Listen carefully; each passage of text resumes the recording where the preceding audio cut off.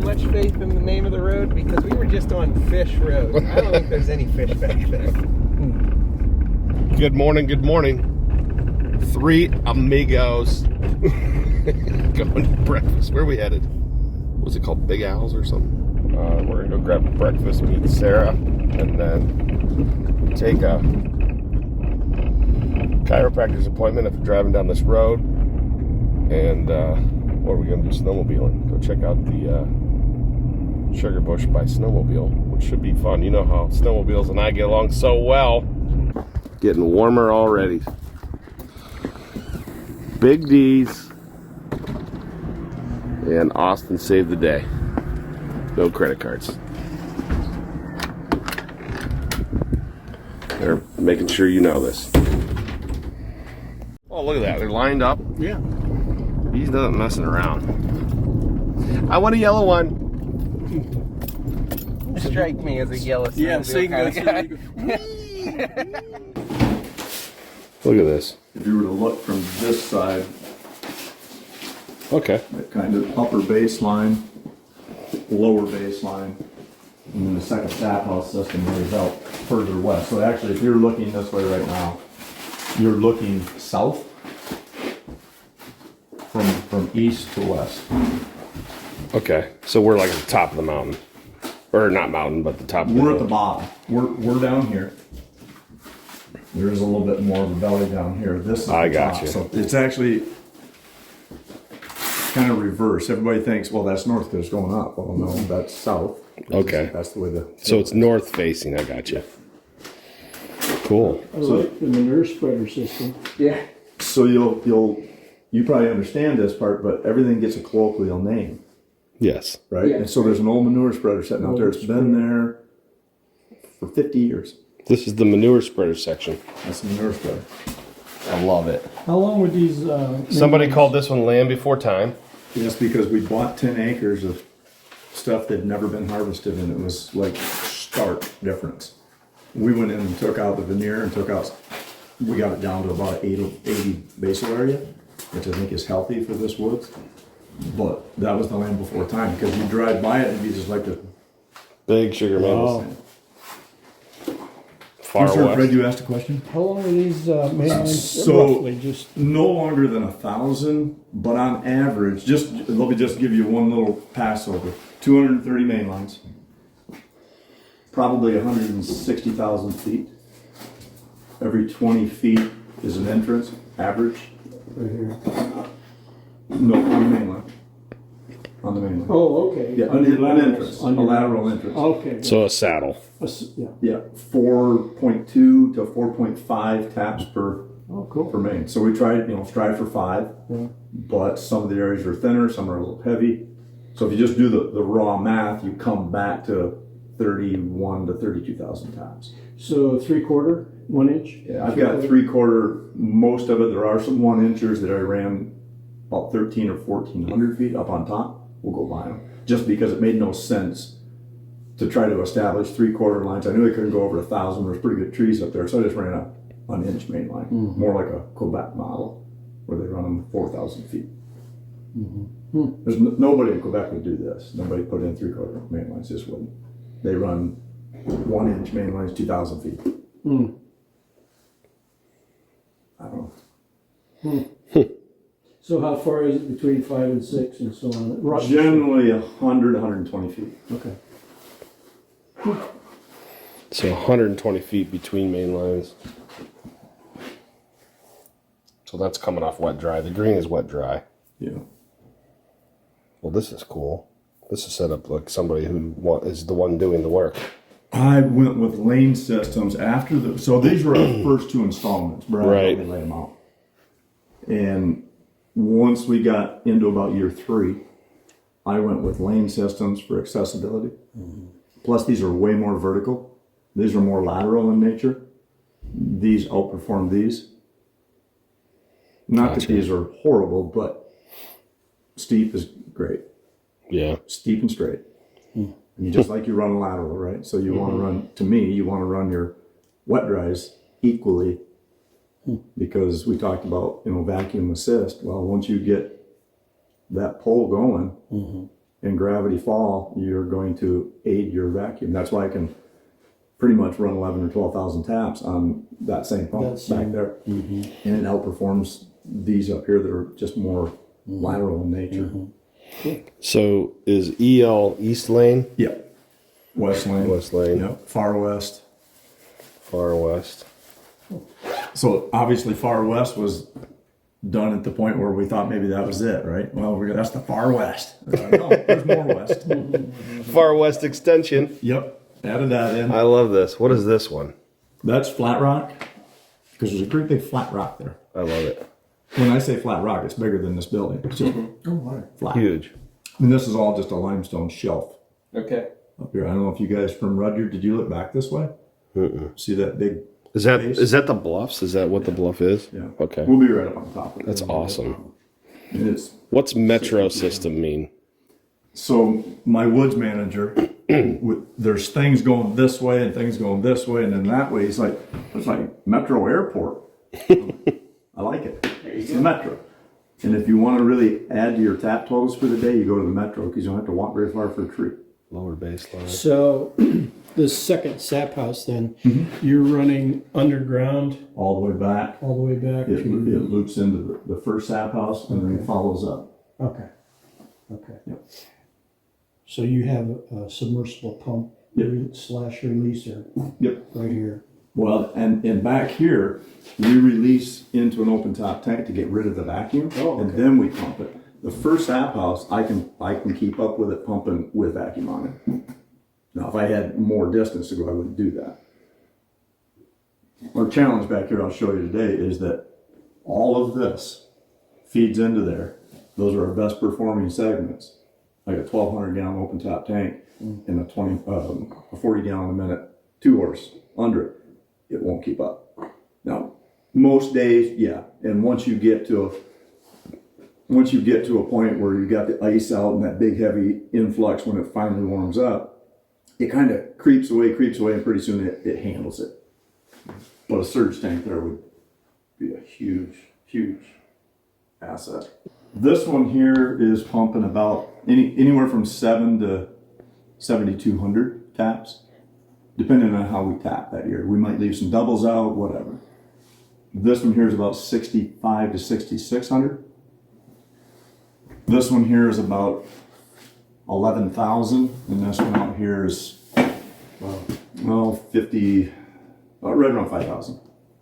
And there is a area that could be additional taps. So we've got two areas. One is below this, kind of like down in here. So it would be need to pump up. Probably need a pump up. How many feet below do you think it is?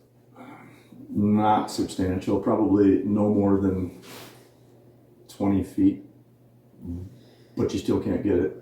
I mean, I don't think I would challenge it with sack ladders or some sort of, I'd probably put a pump house in. How many taps down there? You know what? Probably 15 to 1,800. Oh. It's a thinner slice.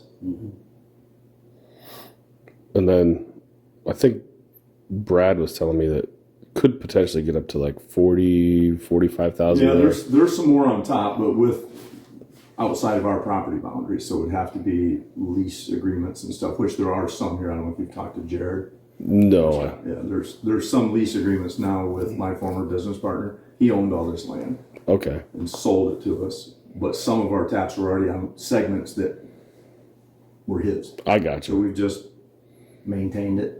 And How many are on leased land? I would say somewhere between 3,500, 4,000. Gotcha. I'd like to work more with Luke Yeah. if possible. Yeah, and he's got a sizable chunk of land to the south of us. So taps per acre, you think with the way it was harvested, it's like 70 taps. We're about 70. Yeah. That doesn't suck. Does it, Austin? Not by a east measurement. I mean, if you go, a lot of Vermont and Maine is 60. Mm-hmm. Well, some's better. A lot of Ohio's 10. That's pretty good. I don't know what I'm saying, but it's just a lot of farmland in Ohio. Yeah. Now, I've seen tracks up here. Well, for instance, Land Before Time, we probably would have been somewhere around 90.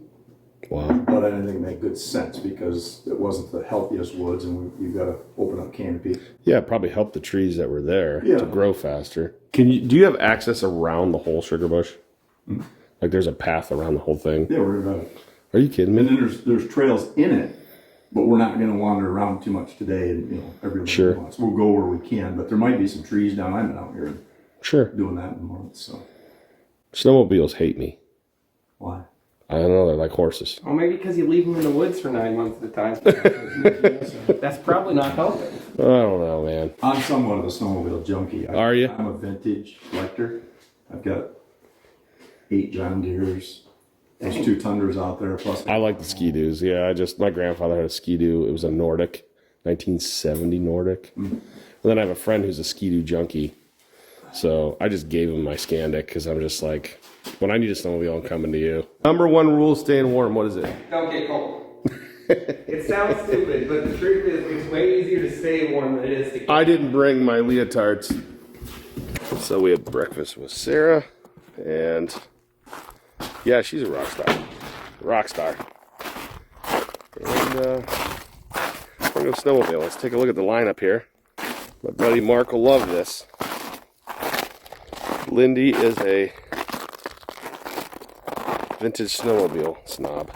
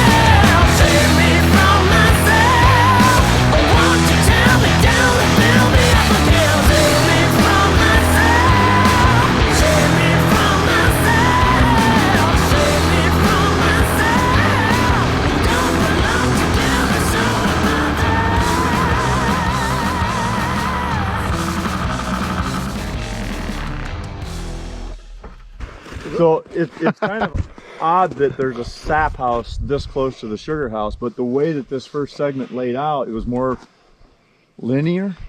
And so we decided to split it, Brad and I did, and I mean, we're 1,000 feet is all. Mm-hmm. But everything above this falls into here, and then the other wet dry is at the top of this that we call the upper baseline. This is the lower baseline. Gotcha. So we've had, I was telling Austin, we had tent caterpillars came through about 5 years ago, and defoliated us quite bad. I actually ended up spraying for them with BT, botulinum thuringium, and it's a organic matter that they ingest, they can't digest, and they just blow up. No kidding. Yep. So then we had an ice storm in 2019. So we had a lot of crown loss. And then last year we had hellacious winds that tipped a bunch of shit over. So the trees you see dieback, especially in this segment here, you start to see some crown dieback. And it's because they've been beat on for like 5 years now, but we still had a pretty solid year last year. Right. I see there's a fungus on the trees. What's that? Like a moss or a fungus. It's like a... Oh, that's just a typical north face. Huh. They just color up that way. Yeah. So this pump house, like I say, is about 6,500 to 6,700 taps, depending on how you tap it that year. Same 10 horse pump on it. Mm-hmm. I've got dual releasers in here. I see that. 2 reasons. One, during breakup, we could get some spillover. That pump, which is pumping away from vacuum, may not handle it. We usually have somebody down here through breakup just idling it down. A small surge tank here hooked up to this one would do the same thing. Be handy, and then you just pump it back in. But it works pretty well. I've got it valved over so it can spill over into this one. This one's live to the vacuum too, and this hooks into the other line. So if we do get a splash of sap that pours over, it just follows in. Now, are the pumps pulled out of here? Where they stay in? They stay in. I pull them out, clean them, put them back in. Okay. So post-season, everything gets pulled apart, cleaned out. I use peroxide as a antibacterial. And then just Oh, I put them see. back. There's like a 3-inch connection to that. This is what's pushing. Yeah, these push out. The main one will go in here, and I don't have the flow meters down here right now, but I've got battery operated. Oh, no digital kidding. flow. Yeah, so I can tell. You know. And then on my board here, daily, we track exactly what they perform. So I know every day, every segment. I'll show you all those numbers when we get back, because I track everything. That's how you know which Sugarbush is producing more. Yeah, that, and like taps per hour, taps per man, taps per. I want to know it all. I mean. So you get your, is it mineral oil?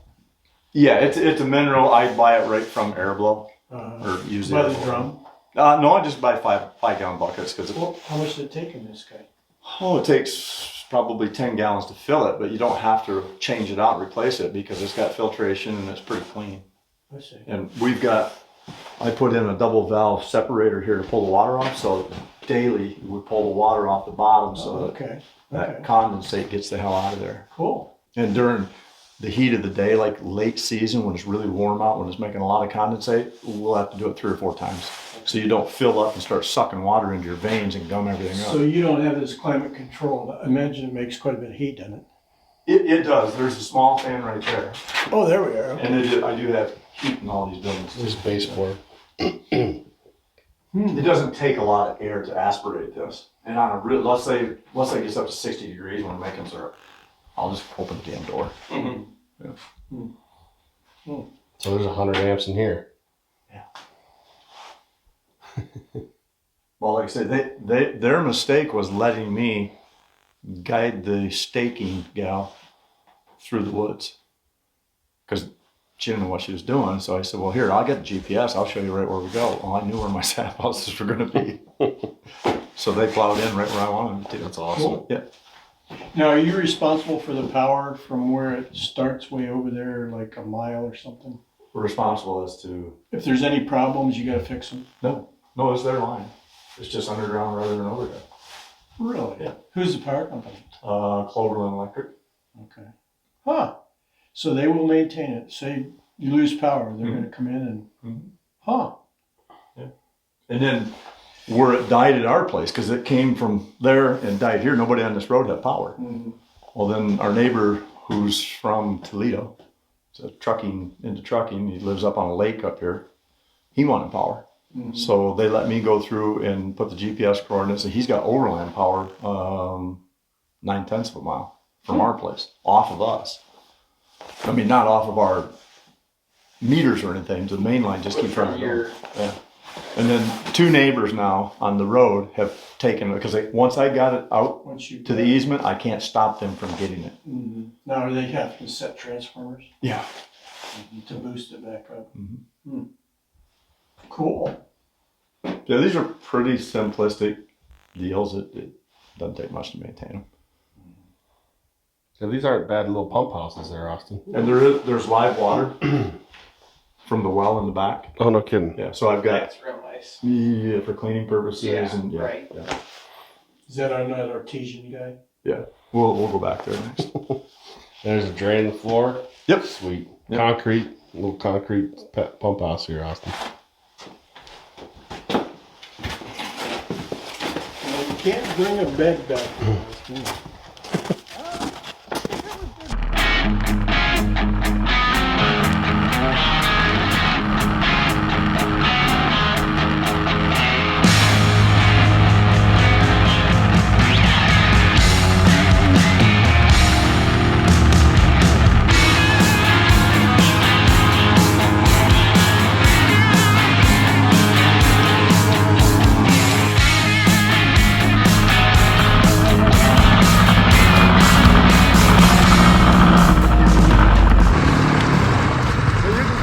How they play into the booster there. Yep. And that middle line we added in just to give us that Extra. extra capacity on this flatter stretch. What do you call that middle line that you added?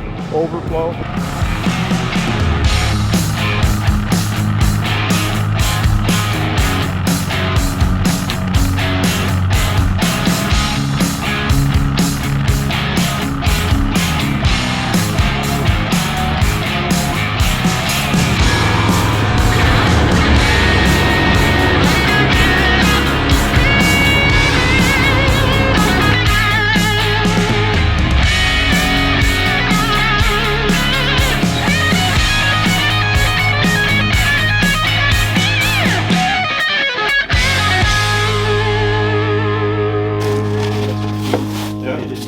temperatures at all. It was terrible. Well, Manure spreader. We started out poorly, and then we got better at it. This is manure spreader? This is the section. That's what I mean. This one feeds the manure section out there, manure spreader, and it's only got like 5,000 taps on it. So this could take more, and there's more out and about that could come into that. Because that's, Gotcha. I mean, this thing outperforms everything else, but it's got so much vacuum potential on minimal taps, and it's all new tubing. This one Two runs, vacuum pumps in here. yeah, this one runs the lane, and the far west extension, that one runs the manure spreader, and the land before time. But they're like everything else I do, they're tied together. And should you lose one, in fact, this house is tied to the first sap house with an overland, so that, but it's up the hill here, so that if something catastrophic happens, I can send vacuum that way too. Oh, wow. Is it just like a 2-inch line? Yeah. Yeah, it wouldn't be optimal, but it's something Better than nothing. while you're getting it fixed. But these two are tied together with these.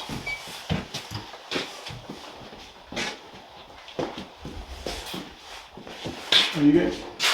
Oh, I thought that was sap running. I couldn't quite see it. It's just a zip tie or something. Yeah. There's actually some drizzle coming out of those lines, but it could be just condensate too. So you had them build this one up in the air for you. Yeah.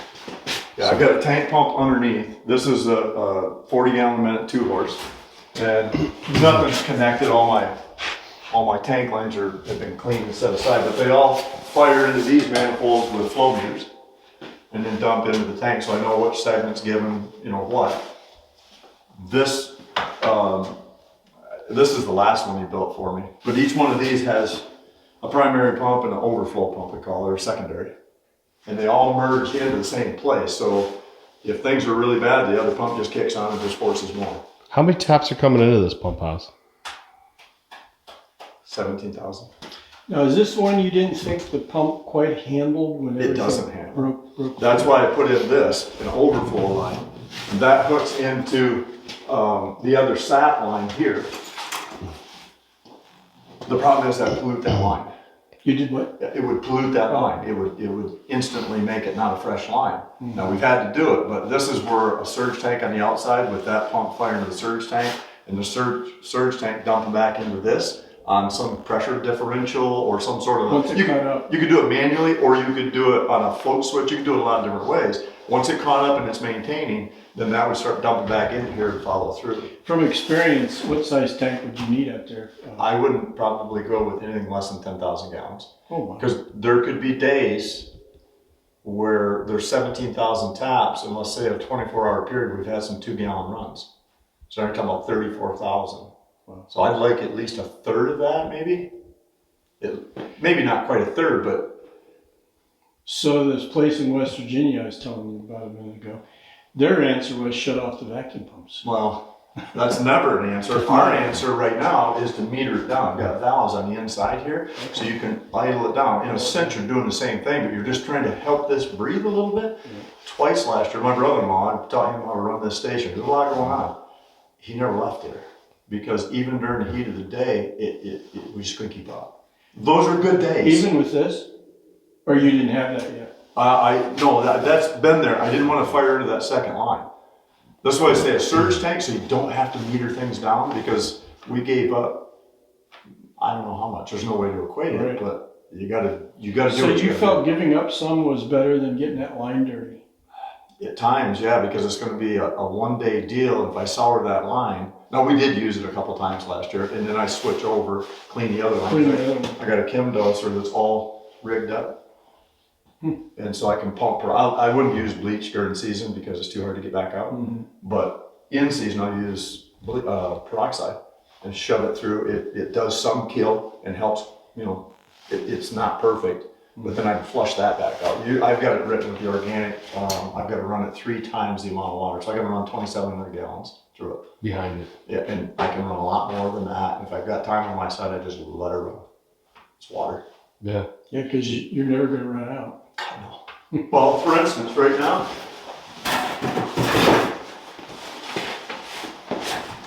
mind you, there's no pump on. Somewhere I got glasses here. Beverage cheaters. Oh, you 52 pounds of pressure on it right now. With This was Mother Earth coming through a pump. Yeah. Coming through the line restriction of a pump. Holy cow. Like I say, it'll give 5 gallons a minute. If I turn the valve loose, go back to the sugar house or dump it in one of those lines, 5 gallons a minute sugar house as far as we just went. It's 1.2 miles and I measured it once at 58 feet of dynamic head. What is the thing in the center there? The hole, the crock. This? Yeah. That was, I put in a secondary entrance so that if I ever wanted to run another sap house, I could plumb right up in there. Just dig out underneath or outside. Meaning like you have too much in one building? Like what would you have? If the segment we're going to go to, there's some low-lying fruit down there that I probably can't get in a gradient line. So if I could put a little pump house there, transfer it into this one, merge it into this tank, take it on.